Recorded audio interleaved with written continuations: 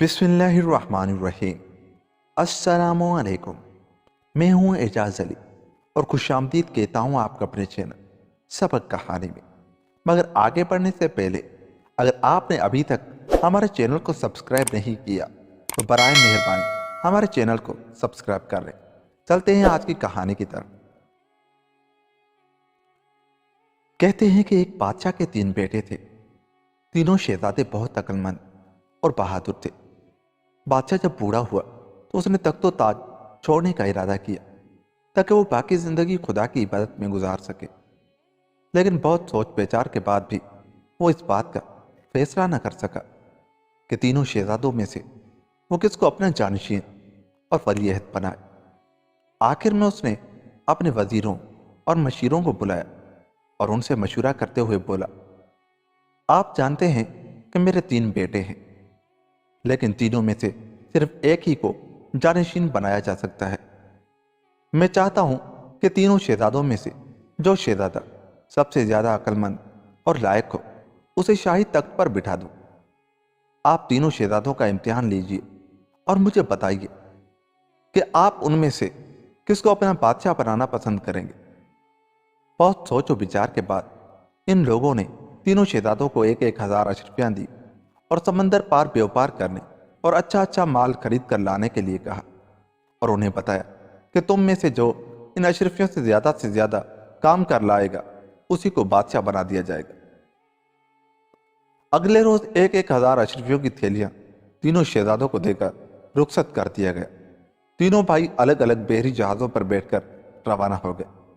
سفر پر روانہ ہونے سے پہلے تینوں شہزادوں نے آپس میں عہد کیا کہ زندگی رہی تو 1 ماہ بعد وہ تینوں پھر اسی جگہ ملاقات کریں گے۔ دونوں بڑے بھائی تو اپنے بحری جہازوں کو لے کر 2 مختلف ملکوں کو روانہ ہو گئے، لیکن چھوٹا شہزادہ اپنے بحری جہاز سے اتر کر سمندر کے کنارے پیدل ہی ایک طرف کو چل دیا۔ ایک روز وہ بہت ہی اداس اور افسردہ بیٹھا کچھ سوچ رہا تھا کہ ایک فقیر کا ادھر سے گزر ہوا۔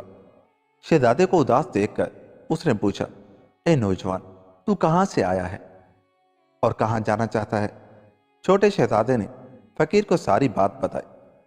فقیر شہزادے کی بات سن کر بولا، بیٹا، میں تجھے ایک ترکیب بتاتا ہوں، اگر تو اس پر عمل کرے تو یقیناً 1 ماہ کے بعد بہت ہی دولت مند بن جائے گا۔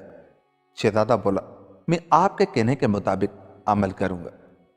ان 1,000 اشرفیوں کا اناج خرید کر یہاں ڈھیر لگا دو اور ہر روز صبح اس میں سے ایک حصہ سمندر میں پھینکتے جاؤ۔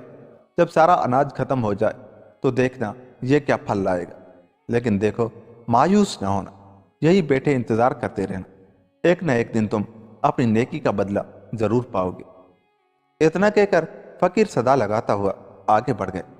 چھوٹے شہزادے نے ایسا ہی کیا، ہر روز تھوڑا کر کے بہت سارا اناج سمندر میں بہا دیا۔ اس طرح اس کے پاس پھوٹی کوڑی تک نہ رہی اور وہ بہت ہی مغموم ہوا اور سوچنے لگا، معلوم نہیں کون سی بری گھڑی تھی جب میں گھر سے نکلا تھا۔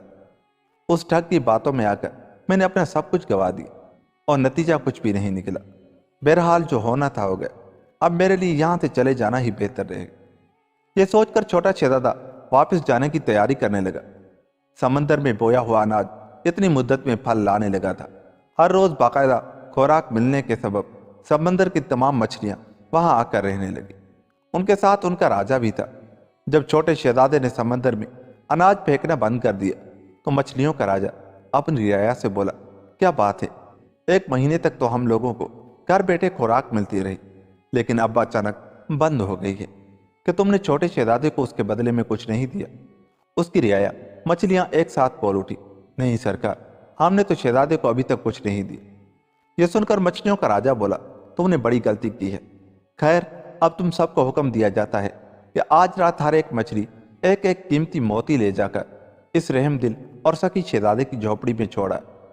رات ہو گئی تو مچھلیوں نے اپنے راجا کے حکم کی تعمیل میں شہزادے کی جھوپڑی کے پاس سچے موتیوں کا ڈھیر لگا دیا۔ پانی میں ان کے آنے جانے کی وجہ سے ایک قسم کی سرسراہٹ سی پیدا ہوئی، جس سے چھوٹے شہزادے کی آنکھ کھل گئی۔ اس نے جب آس پاس پانی کے کنارے سچے موتیوں کے ڈھیر لگے دیکھے تو اس کی خوشی کا کوئی ٹھکانہ نہ رہا، ساتھ ہی وہ اپنے فیصلے پر شرمندہ بھی ہوا۔ دوسرے دن صبح سویرے اس نے چند موتی بیچ کر مچھلیوں کو پہلے سے زیادہ اناج دینا شروع کر دیا۔ اس کے بعد اس نے وہ سارے موتی मिट्टी के डेलों में छुपाकर अपनी झोपड़ी में हिफाजत से रख ली। कुछ दिनों के बाद उसके दोनों भाई भी वहां आ गए। एक भाई ने कपड़े की तिजारत से बहुत सी दौलत कमाई थी, तो दूसरे ने फलों के कारोबार से खूब पैसा कमाया। जब उन्होंने अपने छोटे भाई की कमाई हुई दौलत यानी मिट्टी के ढेले देखे तो कहने लगे, अरे अहमद, तूने तो सारी पूंजी ही लुटा दी, ये मिट्टी के ढेले क्या नफा देंगे तुझे। अगले दिन अपना अपना माल लेकर तीनों भाई घर को चल दिए। छोटे शहजादे ने भी अपनी पूंजी यानी मिट्टी के ढेले बोरियों में भरकर साथ लिए। जब वो शाही महल में पहुंचे तो दोनों बड़े भाइयों के पास बेशुमार दौलत देखने के बाद छोटे शहजादे की मिट्टी के ढेले देखकर सभी दरबारी हंसे और शहजादे का मजाक उड़ाने लगे। छोटा शहजादा बोला, मालूम होता है कि आप लोग हर चीज की ज़ाहिरी शान को देखकर वाह वाह करते हैं और ये नहीं सोचते कि ये मिट्टी भी एक वक्त में सोना बन सकती है। ये कहकर उसने मिट्टी के ढेलों में से एक एक करके सब मोती निकाले और बाप के आगे सच्चे मोतियों का ढेर लगा दिया। ये देखकर तमाम शाही दरबारी अशश कर उठे। सभी ने एक ज़बान होकर कहा, इनके पास सबसे कीमती दौलत है, यही हमारे बादशाह हो सकते हैं। अगले ही रोज छोटे शहजादे को बादशाह बनाया गया और उसने अपने दोनों बड़े भाइयों को अच्छे अच्छे ओहदों पर लगा दिया और खुद हर रोज समंदर के किनारे जाकर मछलियों को दाना चारा देने लगा। और यूं ही सब हंसी खुशी जिंदगी बसर करने लगे। कहते हैं कि जिस रोज छोटे शहजादे की ताजपोशी की गई तो मछलियों के राजा ने भी अपना एलची भेजा और छोटे शहजादे के लिए अपनी खूबसूरत शहजादी के ब्याह का पैगाम दिया। पहले तो बादशाह समझा कि वो जल परी होगी, लेकिन जब वो दुल्हन बनकर आई तो वो सचमुच की शहजादी थी और बड़ी प्यारी प्यारी थी।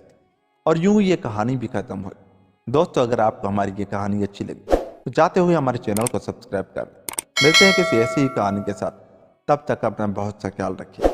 अल्लाह ने के बाद।